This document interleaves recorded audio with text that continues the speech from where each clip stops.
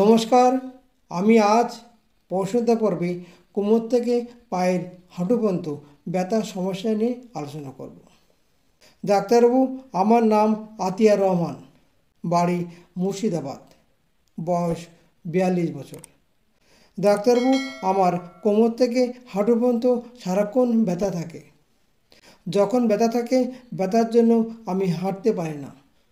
হাঁটা চলা আমার পক্ষে খুব কষ্টকর হয়ে পড়ে। দীর্ঘ 5 বছর ধরে আমি এই ব্যথায় কষ্ট পাচ্ছি। ব্যথা কখনো ডান পায়ে হয়, কখনো বাঁ পায়ে হয়। ব্যথা সারাক্ষণ লেগেই থাকে। ব্যথা হলে হাঁটাচলা করা আমার খুব কষ্ট হয়। তবে সাইকেল চালালে একটু ভালো থাকে। যদি আমি চুপচাপ বসে থাকি তবুও ভালো থাকে, কিন্তু দাঁড়াতে গেলে কিংবা হাঁটতে গেলে আমার খুব কষ্ট হয়। যদি কোনো সময় ট্রেনে কিংবা বাসে যাতায়াত করি তখন খুব কষ্ট হয়। বেশিক্ষণ দাঁড়াতে পারি না। দাঁড়ালে আমার কোমর থেকে হাঁটু পর্যন্ত ফেটে যায়। মনে হয় কখন একটু বসবো, কিন্তু বসার সঙ্গে সঙ্গে আরাম হয় না। কিছুক্ষণ পরে একটু আরাম হয়। একদিন ডান পায়ে তো আর একদিন বাম পায়ে। যখন ব্যথা হয় তখন গরম সেঁক দিলে কম পড়ে। ব্যথা রাতে শুলে কম পড়ে। সকালবেলা ব্যথা খুব বেশি হয়। ব্যথার জন্য অনেক সময়ই আমার কাজকর্ম বন্ধ হয়ে যায়। আমি একজন প্রাইভেট টিউটর। বেশিক্ষণ বসে পড়তে পারি না। পড়তে গেলেই আমার পা ব্যথা করে, ফেটে যায়। মনে হয় দাঁড়িয়ে পড়ি। কিছুক্ষণ দাঁড়ানোর পরে আবার মনে হয় বসে পড়ি।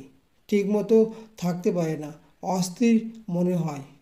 এমআরআই করেছি, ডাক্তার দেখিয়েছি, ওষুধ খাচ্ছি, কোমরে বেল্ট দিয়েছে, কিন্তু বেল্ট পরেও কোনো কাজ হচ্ছে না। ব্যায়াম করলেও উপকার পাচ্ছি না। ইউটিউব থেকে নাম্বার নিয়ে আমার সমস্যার কথা আপনাকে জানালাম।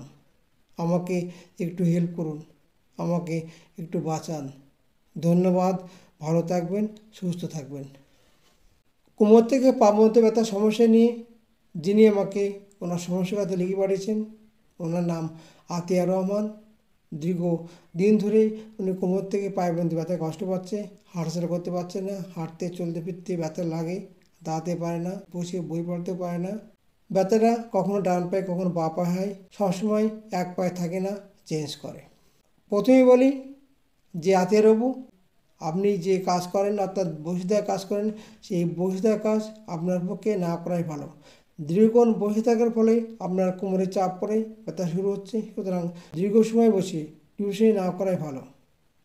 কোনো উঁচু চেয়ারে কিংবা বেঞ্চিতে বসে টিউশনি করালে আমার মনে হয় আপনি ভালো থাকবেন।